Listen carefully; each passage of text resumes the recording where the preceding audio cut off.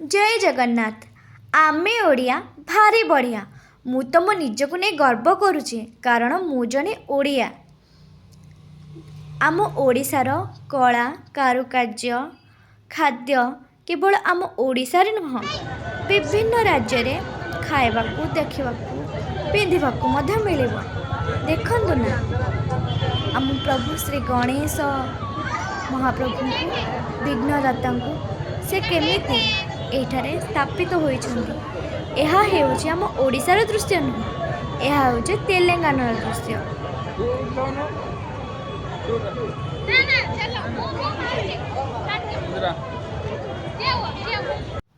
देखंतु आपण माने तेलंगाना रे किपरि ओडिशार खाद्य और कला मेला पड़िछि। आपण माने जानिछन्ति ए मेला रे कोन सब अछि? देखंतु आम ओडिशा कारीगर द्वारा प्रस्तुत होइथिबा विभिन्न प्रकार मूर्ति, विभिन्न प्रकार हस्तशिल्प, विभिन्न प्रकार हाथ तैयारी फोटोचित्र आम ओडिया कारीगर मानक द्वारा तैयारी होइछि। प्रभु जगन्नाथଙ୍କ फोटो विभिन्न प्रकार मूर्ति मध्य कारीगर माने तैयारी करी समस्त राज्य मानकरे आम ओडियार परंपरा कारुकार्य को बजाई रखिछन्ति। देखंतु एठारे आम ओडिशार नृत्य मध्य प्रदर्शित होइछि। प्रभु श्रीकृष्णଙ୍କର अवतार मानक एठारे दर्शाଯାଇଛି। से बंसी बजाउଥିଲେ गोपी मानଙ୍କୁ ତାଙ୍କ ଆଡ଼କୁ ଆକର୍ଷିତ କରୁଥିଲେ। କିପରି ସେ ପ୍ରଭୁ ନାଗରାଜଙ୍କ ଉପରେ ବସି ସମୁଦ୍ରରେ ନୃତ୍ୟ ପରିବେଷଣ କରୁଥିଲେ। ଦେଖନ୍ତୁ ଟିକେ କ'ଣ ଆପଣମାନେ ଏତେ ବେଶ ଲାଗୁଥିଲେ। ଏବେ ଆମର ଓଡ଼ିଶାର ପରମ୍ପରା ମନେ ରଖୁଛନ୍ତି? ନା, ଆମେ ତ ଏବେ ଖାଲି ମୋବାଇଲରେ ହିଁ ମନେ ରଖୁଛୁ। କେବେ ଆମକୁ ଟାଇମ୍ ମିଳିଲେ ନା ଆମେ ସେଇଥିରେ ହିଁ ବିଜି ରହୁଛୁ। ଆମର ପୁରାଣ ଆମେ ଭୁଲି ଯାଇଛି। କାହିଁକି? ଯଦି କେବେ ଆମେ ଓଡ଼ିଶା ବାହାରେ ରହୁଛେ ନା ଆମକୁ ଏହିସବୁ ଜିନିଷ ଦେଖିବା ପାଇଁ କିଛିଟା ସୁଯୋଗ ମିଳେ। ସେହି ସୁଯୋଗକୁ ଆମକୁ ହାତଛଡ଼ା କରିବା କଥା ନୁହେଁ। କାରଣ ଆମେ ବାହାରେ ରହୁଛେ।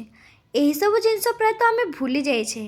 ନା ଆଉ ଆଗ ପରି ହଳ ହେଉଛି, ନା ଆଉ ଲଙ୍ଗଳରେ ଚାଷ କରାଯାଉଛି, ନା ଆଉ ଏମାନେ ଏହିପରି ନୃତ୍ୟ ପରିବେଷଣ କରୁଛନ୍ତି। ଦେଖନ୍ତୁ ନା କେମିତି ଏହିସବୁ ସେମାନେ ତିଆରି କରିଛନ୍ତି। ଆମ ଓଡ଼ିଶାର ଲୋକ ନୁହଁ, ଏମାନେ ଏଇଠାର ଲୋକ ହେଇକି ବି ଆମ ଓଡ଼ିଆ ପରମ୍ପରାକୁ କିଛି ମାତ୍ରାରେ ତ ସେମାନେ ଗ୍ରହଣ କରିଛନ୍ତି। ଆମ ବ୍ୟସ୍ତବହୁଳ ଜୀବନ ଭିତରେ ଆମକୁ ଯଦି କିଛି ସୁଯୋଗ ମିଳୁଛି ଆମେ ସୁଯୋଗକୁ ନଷ୍ଟ ନ କରି କିଛିଟା ସମୟ ହେଉ ପଛେ ଯେ ଆମ ଓଡ଼ିଆ ପରମ୍ପରାକୁ ଟିକେ ମନେ ପକାଇ ଦେବା। ଆମ ଓଡ଼ିଆ ପରମ୍ପରା ଆଗ ପରି ହୁଏତ ଆଉ ନାହିଁ। କାରଣ ଏବେ ଆଉ ମା ହାଣ୍ଡିଶାଳେ ବସି ରୋଷେଇ କରୁନାହାନ୍ତି, କି ଆଉ ପତ୍ର ବି ଲେଖାଯାଉନି ତାଳପତ୍ରରେ, ଚିଠି ବି ଦିଆନିଆ ହେଉନି। ଏବେ ସବୁକିଛି ଆମ ଫୋନ୍ରେ ହେଇଯାଉଛି। ଯଦି ଆମ ପୁରୁଣା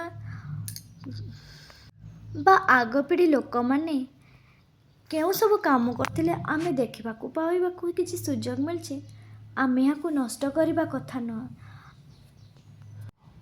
ଆମେ ହୁଏତ ଆଧୁନିକତାରେ ପାଦ ଦେଇଛେ, ତଥାପି ବି ଆମର ପରମ୍ପରାକୁ ଆମେ ଭୁଲିବା କଥା ନାହିଁ। ଆମ ପୂର୍ବ ପିଢ଼ିମାନେ ଯେଉଁ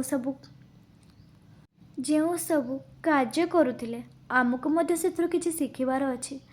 ହଁ, ଆମେ ଆଧୁନିକତାରେ ପାଦ ଦେଇଛେ, ଏହା ନୁହେଁ କି ଆମର ଜୀବନଶୈଳୀକୁ ଆମ ପିଢ଼ି ପରେ ପିଢ଼ି ଆସୁଥିବା ସୁଯୋଗକୁ ଆମେ ହାତଛଡ଼ା କରିଦେବା। ଆମକୁ ବି ଶିଖିବାକୁ ପଡ଼ିବ ସେଥିରୁ। ହୁଏତ ଆମ ଭବିଷ୍ୟତରେ ଆମର କିଛି କାମ ଦେଇପାରେ। ଦେଖନ୍ତୁ ଏ କଣ୍ଢେଇ ନାଚ ଆଉ କ'ଣ ଏହା ଦେଖିବାକୁ ମିଳୁଛି?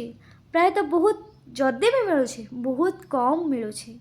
କାହିଁକି ନା ସମସ୍ତେ ତ ଆଧୁନିକତାରେ ପାଦ ଦେଲେ, କିଏ ବା ଏସବୁ କାମ କରିବ?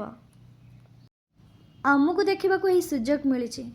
ହୁଏତ ଆମ ପରେ ଆସୁଥିବା ଆମ ପରପିଢ଼ିମାନଙ୍କୁ ହୁଏତ ଏହା ଦେଖିବାକୁ ସୁଯୋଗ ମିଳିବନି। ସେମାନେ ଜାଣିବାକୁ ପାଇବେନି କି ଏହିସବୁ ଜିନିଷ କିଛି ଅତୀତରେ ଥିଲା ବୋଲି।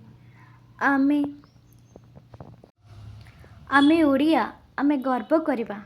ଓଡ଼ିଶା ମୋ